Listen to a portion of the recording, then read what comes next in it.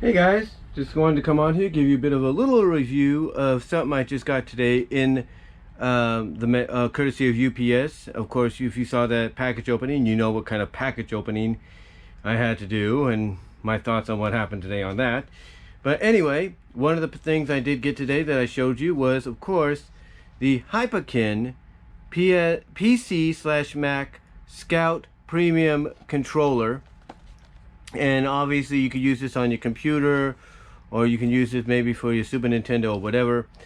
And I got this on the recommendation of Mad Little Pixels. Now Mad Little Pixels, he did a video about a couple years ago, I guess a year back, or about 2 years, a year back, and he talked about the variety of controllers that you could utilize to play the Super Retrocade.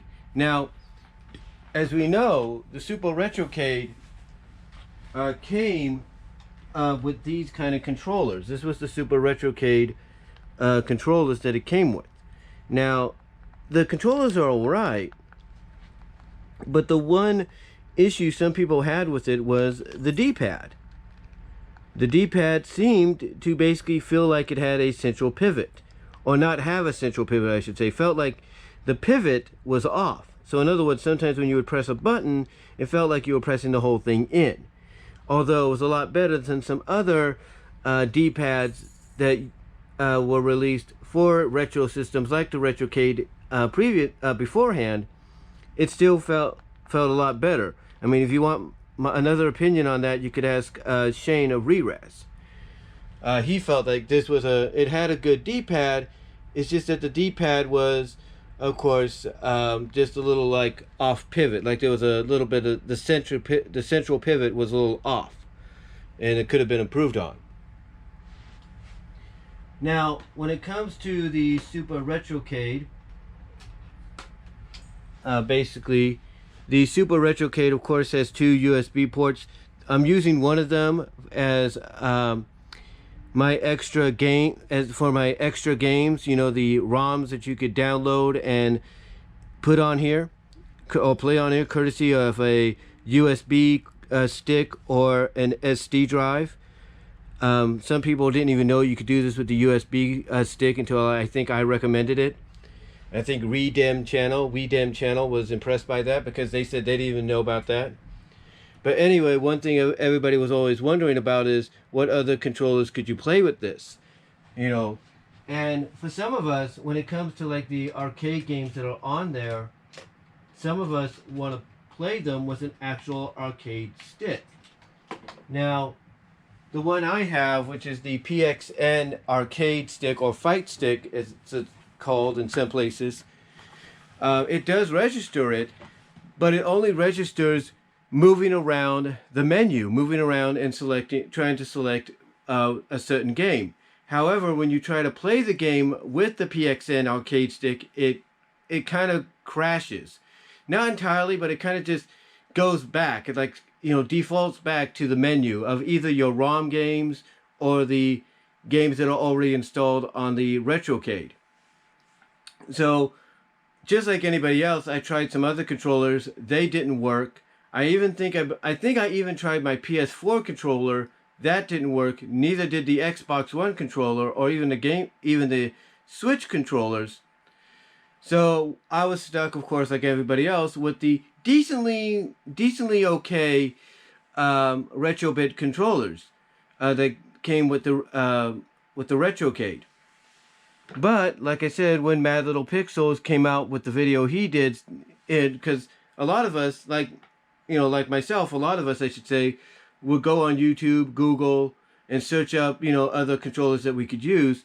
And Mad Little Pixels did a video, like I said, about a year or two back, where he described the kind of controllers you could use. And he listed off 5 of them that are compatible with the Retrocade, that even though some of them might have an issue here and there, are functional and playable.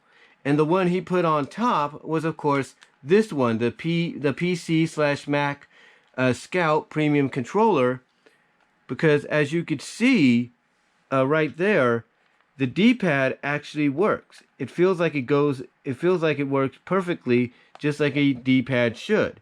Now you might say, oh, it looks like it's pressing in all the way.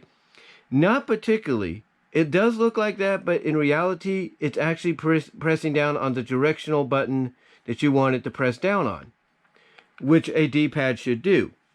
Now, of course, you have the select, start, which do function just like they do on the Retrobit Super Retrocade controller that brings up the menu for your settings and everything, or you want to return to the main menu to select another game, or you want to save your progress in a certain slot, whether it's an SD slot or eternal slot. You know, they work the same as the Retrobit one. The only thing he said that was different was that A and B was swapped, and I think X and Y was swapped, and that was it.